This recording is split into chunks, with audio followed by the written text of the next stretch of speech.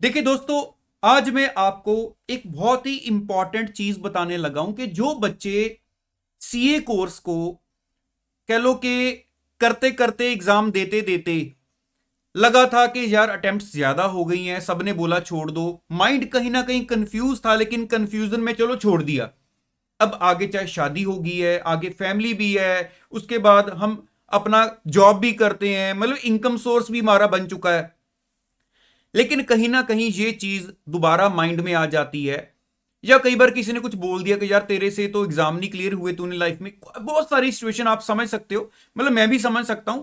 शायद आपके माइंड में आपके साथ जो सिचुएशंस हुई होंगी, जो आपके माइंड में चल रही होंगी, आप विश्वास रखना मेरे अंदर वो सारी सिचुएशंस मैं पहले ही अंडरस्टैंड कर रहा हूं। आप कोई भी सोचोगे ना तो मेरे अंदर वो सिचुएशन है, मुझे पता है कि हाँ ऐसा होता है। ठीक है, तो डिस्कस नहीं करते इसको, अंडरस्टैंड करते हैं हम आपस में। अब मैं आपको एक चीज बताता हूं। बहुत सारे बच्चे मेरे साथ लिंक में आ रहे हैं और आते भी हैं कॉन्टिन्यूसली। क्या चीज है कि हमने भी दोबारा अब सीए को स्टार्ट करना है, और हमने जैसे मतलब क्लियर होता है उनको, हमने मे की अटेम्प्ट देनी है। हमने अपने घर पे बोला है कि अब मैंने इसको क्लियर कर लेना इस बार, तो अब मैं मई में एग्जाम दे रहा हूं। फॉर एग्जाम्पल अभी जनवरी चल रहा है, मैंने मई में एग्जाम देनी है। अब दूसरी मान लो नवंबर की अटेम्प्ट देनी है मैंने, और टाइम क्या चल रहा है, मान लो मई जून आ चुकी है, मैंने नवंबर की अटेम्प्ट देनी है। तो सबसे पहले तो वो अपने माइंड में फिक्स कर लेते हैं कि मैंने ये वाली अटेम्प्ट देनी है। अब मैं आपको पता क्या देखो यहां पर बताना चाहता हूं, क्योंकि देखो मैं सारी सिचुएशंस को बहुत अच्छे से समझता हूं, कहां पर गड़बड़ हो रही है, जिस वजह से अल्टीमेटली फिर से एक आधी अटेम्प्ट दी, नहीं क्लियर हुए, फिर सबने बोलना है आपको यार नहीं हो रही, क्या अपनी लाइफ को वेस्ट कर रहे हो, अपनी लाइफ को जियो आगे। अब क्या ये एग्जाम के चक्कर में उलझो, मैं बताता हूं कहां पर प्रॉब्लम आती है, जिसको आप थोड़ा सा हटा दो तो आपकी जो एग्जाम है वो आराम से क्लियर हो जाएंगे। देखो मैं आपको एक मिनट जरा स्टडी विंडो पर लेकर चलता हूं, मेरी बात को ध्यान से समझना, ठीक है, अंडरस्टैंड कर जाओगे मुझे पता है आप। अब फॉर एग्जाम्पल अभी जैसे जनवरी मंथ चल रहा है ना, मैं अभी जैसे आज 10 जनवरी है जब मैं इस वीडियो को रिकॉर्ड कर रहा हूं। अब सपोज कर लो मैंने घर पे बोला कि, या उन्होंने बोला चल ठीक है एक मई की अटेम्प्ट दे के देख लो, मान लो मैंने सोचा चलो मई 2021 की अटेम्प्ट दे लेते हैं। अब हमारे पास जितना भी बीच में टाइम पीरियड है, अब फॉर एग्जांपल फेब्रवरी, मार्च, अप्रैल, है ना, 3 महीने हैं, बाकी जनवरी का टाइम है। सबसे पहले हमें माइंड में क्या प्रॉब्लम्स लेकर कह लो अपने साथ घूमना पड़ता है कि अब मैं क्लासेस लगाऊं, अब मेरे सब्जेक्ट्स पुराने हो चुके हैं, तो मैं क्लासेस बाय कर लेता हूं। बच्चे ऐसे करते हैं, मान लो मैंने चारों के चारों सब्जेक्ट्स की क्लासेस बाय कर ली, ठीक है। अब देखो एक बच्चा जब फर्स्ट टाइम अपनी लाइफ में क्लासेस लगाता है, जब वो सीए फाइनल में पहुंचता है आफ्टर पासिंग सीए इंटर, तो चलो मैं ज्यादा नहीं लेकर चलता हूं कि मान लो इंटर में भी मेरी अटेम्प्ट ज्यादा लगी हैं, तो 1 साल का टाइम गैप मेरे पास होता है। मैं एक अज्यूम करके चल रहा हूं फाइनल की प्रेपरेशन के लिए। अब यहां पर मेरे पास 4 महीने भी पूरे नहीं है, और मैंने चारों सब्जेक्ट्स की क्लासेस भी लगानी है, और मैंने मे की अटेम्प्ट भी देनी है, और वो भी इतना घर वालों के अंडर प्रेशर रहकर कि सबका फोकस मेरे ऊपर है कि अच्छा ये दोबारा सीए के एग्जाम दे रहा है, अब ये दोबारा, है ना, ये आप समझ सकते हो। अब देखो एक क्लास को, अब एक उस एज में जब हमारा राइट था, बोल मैं राइट बोलूंगा कि जब हम सीए कर रहे थे 20, 21, 22, 23 जो भी एज थी उस वक्त, और कोई काम नहीं था लाइफ में, सारा दिन पढ़ना था, जा अपना जो मर्जी एंजॉय करो। देखो उस टाइम पर क्लास लगाना और इस टाइम पर क्लास लगाना, उस टाइम मेरे पास लाइफ में 12, 14, 15 घंटे जितना मर्जी पढ़ूं, लेकिन वो टाइम ऐसा होता है हम यूज नहीं करते। अब चाहकर भी उतना टाइम नहीं डिवोट कर सकते, घर पे भी सब कुछ देखना है ना, आप समझ सकते हो इस चीज को।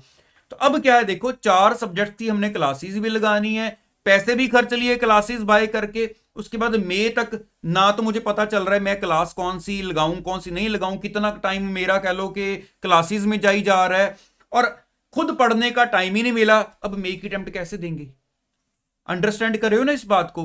तो जब आप घर पे इस चीज को फिक्स कर लेते हो कि मैं चलो मई की अटेम्प्ट देता हूं, तो सबसे पहले ये बड़ी गलती होती है, क्योंकि आप घर पे उनको क्या पता सबको कि ये चीज कैसे होनी है। सबसे पहले आप क्या देखो कि अगर आपको लग रहा है मैं दोबारा अगर रीअपियर होना चाहता हूं, तो उसमें मेरा जो जहां पर मैंने छोड़ा था उसके बाद मेरे को कितना का लेवल और दोबारा, मतलब मेरा क्या उस वक्त की हाथ में ग्रिप थी सब्जेक्ट्स की। अगर मुझे लग रहा है मेरे के सारे सब्जेक्ट्स मुझे दोबारा पढ़ने पड़ेंगे, तो पहले ये ना फिक्स करो किसी के साथ भी, उसको ये ना शेयर करो कि मैंने ये वाली अटेम्प्ट देनी है। सबसे पहले आप एक एक करके, अगर आप क्लास लगाना चाहते हो तो आप एक एक करके धीरे धीरे करके अपना दिन में जो 3-4 घंटे का टाइम आप डिवोट कर सकते हो, आप क्लास लगाना शुरू कर दो। अभी ये ना सोचो एग्जाम कब देने हैं। इसके साथ एटलीस्ट श्योरिटी होगी जब एग्जाम दोगे आप पास होगे। इसके साथ बीच में टाइम भी वेस्ट किया, प्रेशर भी लिया, कोई बात में नहीं बनी। धीरे धीरे करके एक एक करके क्लास लगानी शुरू कर दो। मान लो आपने 2 महीने में अपनी एक क्लास पूरी कर ली, अब उसका सेल्फ स्टडी का टाइम आ गया, एक क्लास और लगानी शुरू कर लो। जितना टाइम है, ओवर प्रेशर ना लो, लाइफ को भी इंजॉय करो। अब ऐसे मान लो करते करते आपने 6-7 महीने में अपनी क्लासेस को कंप्लीट कर लिया। अब मान लो आपको लगा कि नवंबर के लिए अब मेरी जो क्लासेस का काम है वो खत्म हो चुका है। देखो, अगर आपके पास टाइम शॉर्ट है तो भी मैं बोलूंगा 2-3 महीने तो यार आपको सेल्फ स्टडी के लिए चाहिए ही चाहिए, जहां पर आपने मॉड्यूल के सारे एग्जाम्पल्स को, क्वेश्चंस को अच्छे से करना है। आपने past paper, RTP and MTP तो भूल के भी नहीं छोड़ने, सेल्फ रिवीजन। तो ये अगर जनवरी में प्लान कर रहे हो, मई में एग्जाम देने हैं, तो इसमें तो सेल्फ स्टडी अगर है फिर तो पॉसिबल है। अगर बीच में आप अपनी क्लासेस भी ले आते हो फिर ये मुश्किल हो जाता है, तो उलझने भी आती हैं। तो अगर आपको लग रहा है कि आपको सिर्फ सेल्फ स्टडी करनी है क्योंकि आपका जो लेवल है वो अच्छे से तैयार है, फिर तो मैं बोलूंगा कि आप जनवरी में अगर सोच रहे हो मई में एग्जाम देने हैं तो 3 महीने में सेल्फ स्टडी तो आराम से हो जाएगी क्योंकि आपको चीजें आती हैं, रिवाइज ही करनी है। लेकिन अगर बीच में क्लासेस का भी पॉइंट आ रहा है तो मैंने आपको बताया कि आप आराम से एक एक करके, डिपेंडिंग ऑन योर सिचुएशंस, अगर पॉसिबल है तो 2-2 करके लगा सकते हो। तो आप पहले अपना वो काम कंप्लीट करो जो सीखना है क्लासेस लगाकर। उसके बाद जब आप सेल्फ स्टडी पर आओगे फिर आपको पता होगा हाँ अब 2-3 महीने में मैंने ये सारे जो सब्जेक्ट्स है वाइंड अप कर लेने हैं। फिर आप अपना इस चीज को चाहे डिक्लेयर करो कि हाँ चलो अब मैं नवंबर के एग्जाम देना चाहता हूं।